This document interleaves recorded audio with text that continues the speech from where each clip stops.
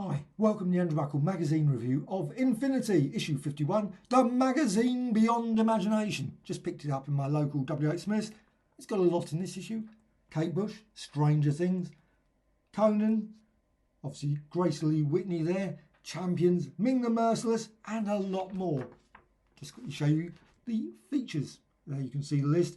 Quite a good selection as ever. Always good. I must admit, I don't think there's been a bad issue for many an issue. Well, when I say bad issue, there's always at least 3 or 4 brilliant articles that are worth checking out, and always quite fascinating. Some of the articles maybe you might not be particularly interested in at first. You read it and think, oh, you know what, that's fascinating, didn't realise, must go and check out a little bit about those. Always great editorial, even things like the Big Book of Brewing. Not something for me particularly. Now it does mention here about the Daleks. I loved the Daleks film, The Invasion, and they just put it on the Odeon, my local Odeon, and it was brilliant. Seeing it in 4K, massive, beautiful sound. I loved it. I'm looking forward to see the Star Trek one. I assume maybe that will be mentioned next month, but it's still brilliant to see those old films back. I'd love to see Dark Star and Silent Running, all those sort of ones. Haven't seen 2001. I'd love to see 2001. Haven't seen that at cinema since 1968. That's quite a long time ago. For some weird reason, I went and saw it. I'm not certain how I saw it, since I was only about 7, unless they repeated it. That's always the thing. You never know whether repeated, a new screening. I'm not certain, but because it came out in 1968, I think, and I'm thinking there's no way that I would have been able to go and see that. But I do remember going down to the cinema to see it. Still, Kate Bush. Love Kate Bush music. Not vast. I've bought a number of her albums over here. Haven't got every single one, but always really lovely music. And of course, Stranger Things. It's obviously made her back prominent again. And you got some lovely articles. I love the letters. The letters are always great, and they always have lots of little pictures there and discussion about various things. And it mentions one that I never heard of. Oh, well, I have heard of it. I lie on that one. Danger Diabolik. The comic I do remember. The TV slash the film, I should say. The film, I must admit, I didn't know about, so I had a quick check on the DVD. The music sounds great. That's one thing I must check out. And that's one thing I love about this magazine, the soundtrack section. Really fascinating. You think, oh, that sounds a brilliant soundtrack. Sometimes the series is absolutely terrible or just average. But sometimes the music to it, brilliant. You think, sometimes you hear it, the music, but you're not really conscious of it. You're watching the film and you sort of like it's in the background. So it is great to have those soundtracks. And it's like they mentioned about the Conan one. And the Conan one, of course, I'm not going to say it, but everyone can guess where it's on. Not really difficult. And I listened to some of it and I thought, I am going to be buying this CD because, wow, it is really, really good music. And I remember the film.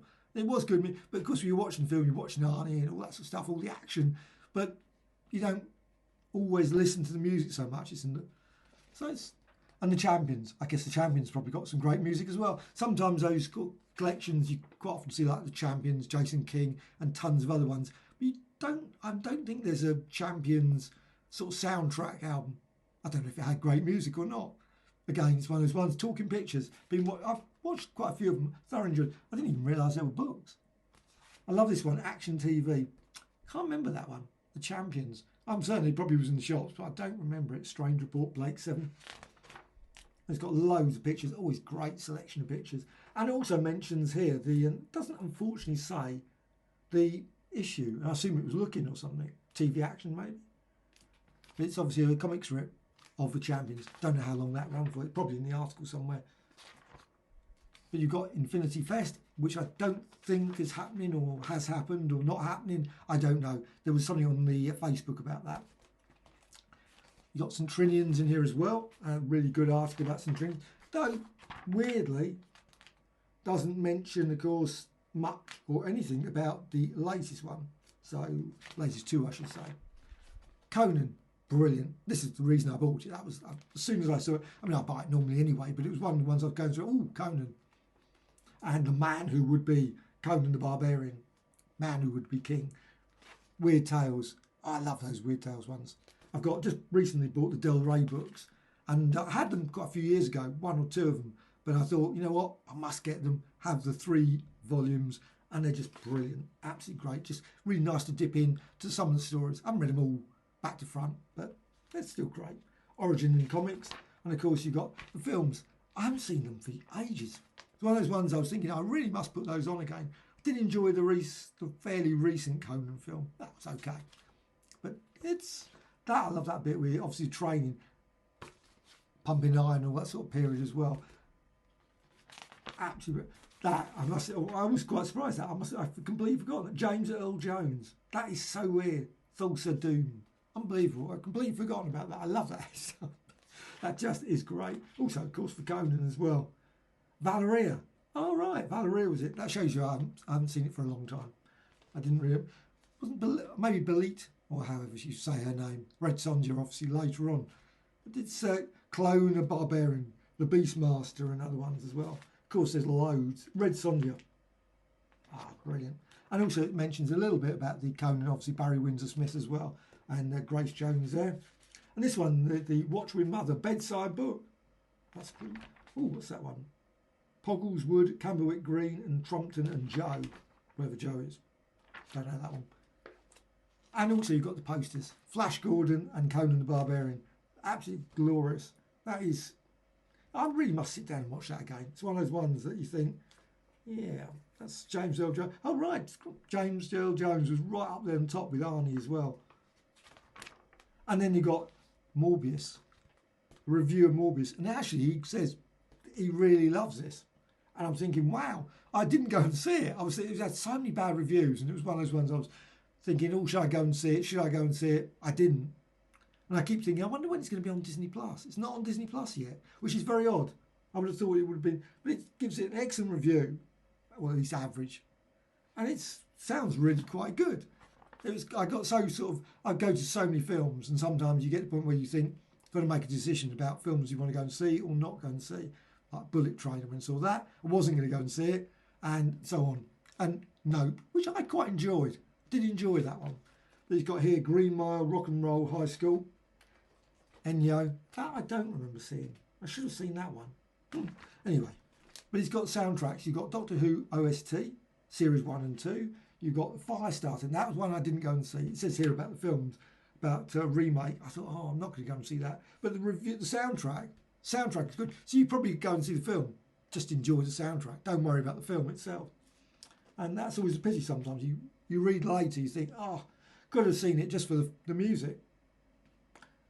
Doctor Who's The Hornet Nest. And then you've got Grace there. And lots of great pictures all the way through there.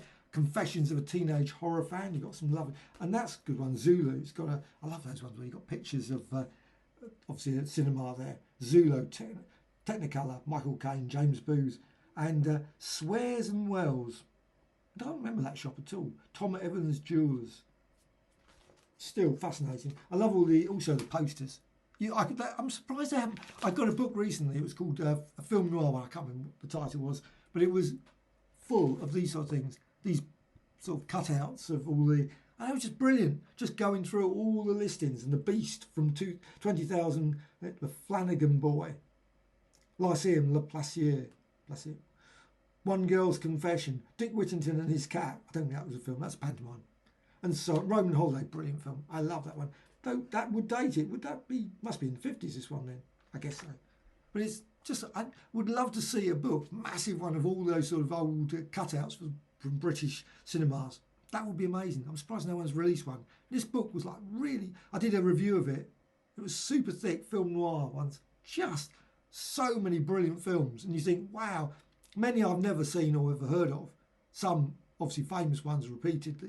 Women in the Window and that sort of thing. But Gwangi. And it's got... I love storybooks. The storyboards. Storyboards are always great. Near enough like comic books. I've got quite a lot of books of storyboards. Just always fascinating to go through them. And sometimes you think, wow, that would have been brilliant. And you can see the film and you think, well, that wasn't like it. I'm still waiting for Boba Fett. Because they did a lot of, like, the end of Boba Fett, they did lots of these, obviously, drawings that were... And the drawings were sometimes infinitely superior to the ones that were in the film, the TV series. And you think, oh, why haven't they brought a book out yet of all those? I'd love to see that. And also, there must be probably thousands more. And they're just great. The Mandalorian one as well. All those sort of things.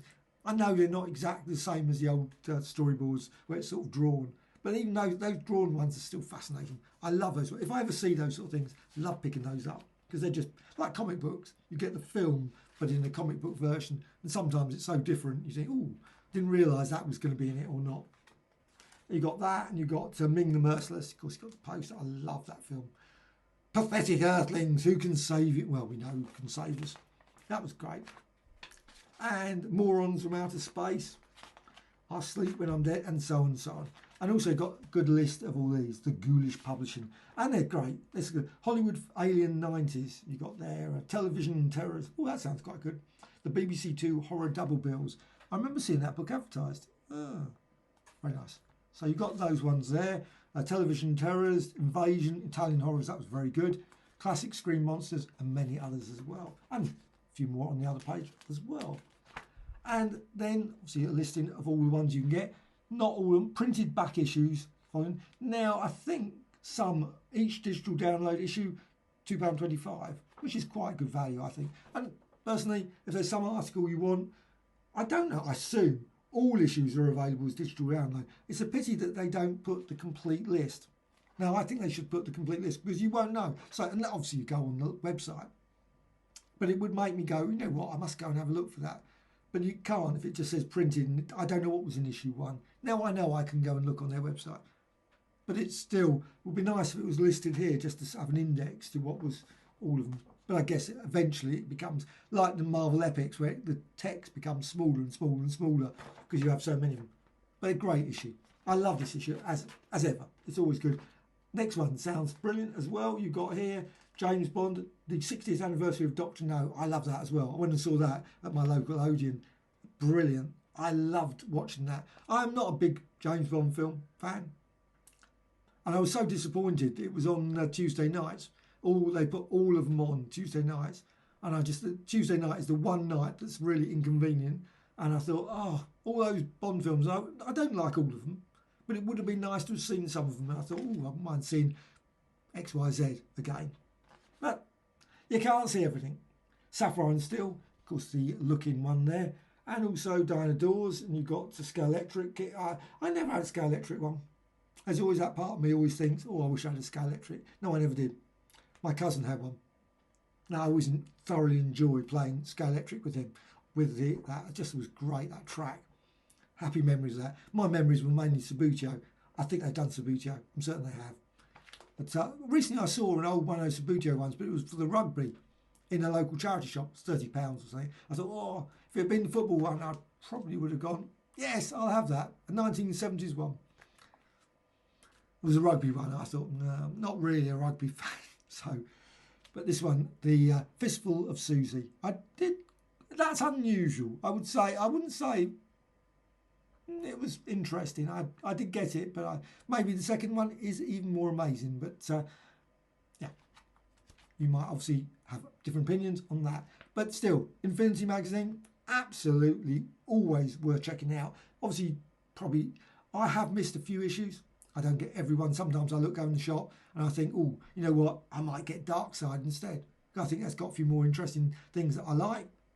And, you know, and other magazines, of course, you know, you can't buy everything. But Infinity generally is my go-to magazine, and I do that. The only disappointment is quite often I never find it like Forbidden Planet. I'm up in London sometimes, and I'm looking. I think, oh, you know, I always want to show it to my friends. Oh, it's a brilliant magazine. There's no copies in there to show. And I always mention Infinity. But anyway, this is just a great magazine. Really, really worth checking out. And obviously, if you're a Conan fan, it's a must-have. You really must get this one. Of course, if you're a fan of the Champions, etc., I am certain there's another one that you would be jumping to get as well. So, brilliant, brilliant as ever. Infinity, issue 51.